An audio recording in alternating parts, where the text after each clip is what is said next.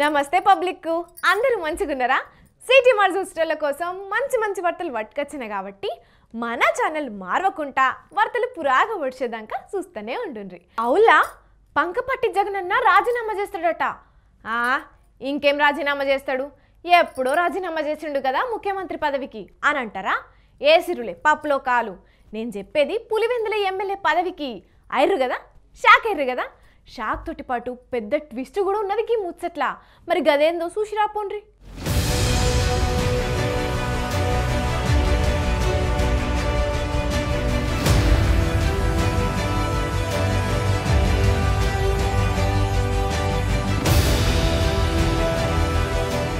గెలుపోటములు రాజకీయాల సహజమే గాని ఎన్నడూ లేని తరికల 175కు 151 గెలిచి 40 years ఇండస్ట్రీ బాబు సార్ని పరేషాన్ చేసిన జగనన్న 5 ఏళ్లలో ఒక్క టర్మ్ పాలనకే ప్రధాన ప్రతిపక్ష హోదా కూడా రాకుండా 11 సీట్లు గెలిచి దారుణమైన ఓటమిని చూసుడే మ్యాజిక్.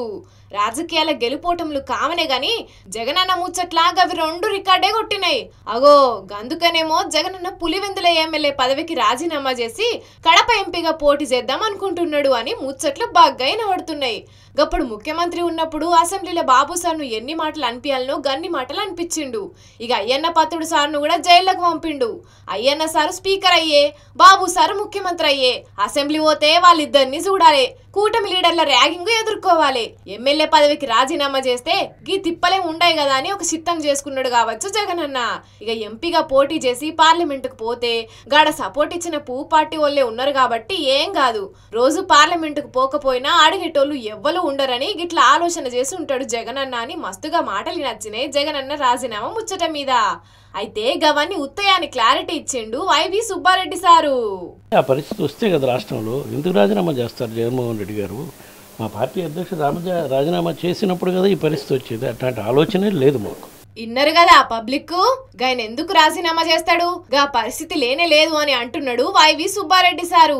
మరి గీ ముచ్చట పంకపార్టీ లీడర్లు ఇన్నొద్దుల సంధి ఎందుకు మాట్లాడలేదో? 3-4 రోజుల సంధి గట్టిగానే నడుస్తున్నది గీ ముచ్చట. అయినా పొగలేనిదే మంట రాదు కదా. చూడాలే మరి జగనన్న ఏం చేస్తాడో.